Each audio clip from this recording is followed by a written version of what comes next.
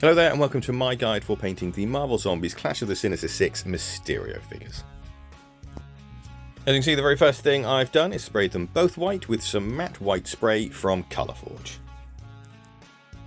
I'm then going to use some Warpstone Glow to paint the bodysuit. And then I'm going to use some Moot Green to paint his gloves. And I'm also going to use Moot Green to paint the smoke on both of their bases. Then I'll give everything a wash with some Beltan Green.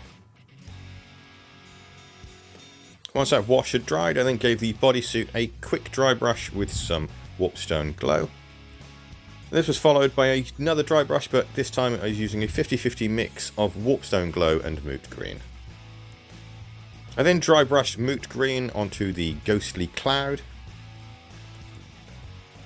And this was followed by a 50-50 mix of Moot Green and Matte White. I also used that mix to highlight his gloves. Going back to the cloud, I then used another mix of Matte White and Moot Green, but this time it was at a 70-30 ratio. Followed by the same mix, but this time it's at a 90-10 ratio. And then lastly, a very light dry brush of matte white just by itself.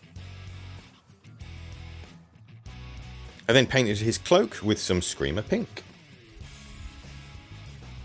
And this was given a wash with some Druchii Violet. Once that wash had dried, I relayered this Screamer Pink. And then to highlight, it was followed by a 70-30 mix of Screamer Pink and Matte White. Followed by a 50-50 mix of the same mix. For the symbols on his chest, I painted those with some Retributor armor.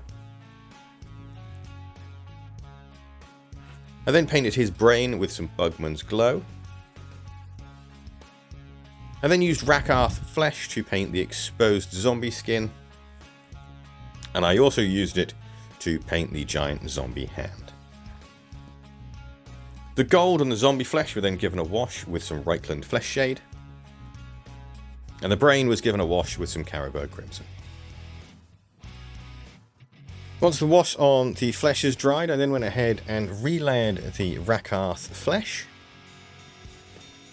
Make sure you take care and avoid any of the recesses. This was then followed by a 50-50 mix of Rakarth Flesh and Flayed One Flesh.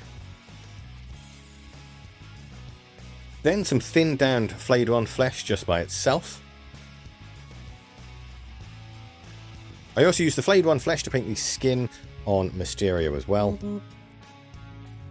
But going back to the zombie hand, I used a 50-50 mix of Flayed One Flesh and Pallid Witch Flesh for the next highlight.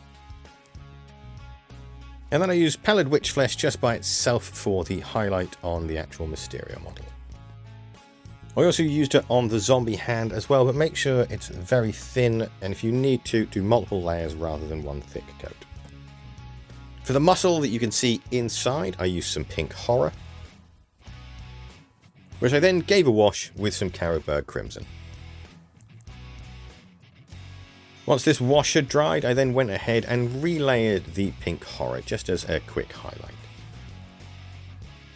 For the brain, I just did a quick dry brush of Bugman's Glow. Moving on to the nails of the giant hand, for that I used some Morghast Bone, which was then followed by a 50-50 mix of Morghast Bone and Wraithbone. And then finally, Wraithbone just by itself for the final highlight.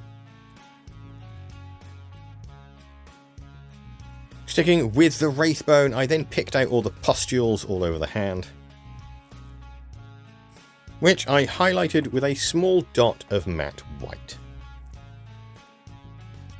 For the gold on his cape, I gave that a quick highlight with some Liberator Gold. And then to paint the glass dome, I first used some Grey Seer,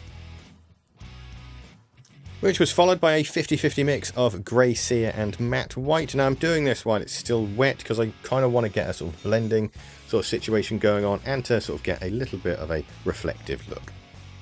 And then finally, I did the same with some matte white. I then used some matte white just by itself to add a couple of reflective dots into the helmet. If you want the reflections to stand out a little bit more, I suggest using some gloss varnish to coat the entire dome. I then painted all of the rocks that the hand were bursting out with some Dawnstone, which I then dry brushed with some grey cere. Next, I painted the rims of the bases with some Abaddon black. And then finally washed the rocks with some watered down Agrax Earthshade. And there we are. I have to say, these guys are two of my favourite models in the entire Marvel Zombies range, and I had an absolute blast painting them, especially the zombie hand. They didn't take too long to paint either, only rocking in around about 2.5 hours for the pair. And I really don't know why, but I really did have a huge blast painting that zombie hand. It's literally just, it was just so cathartic and fun to paint.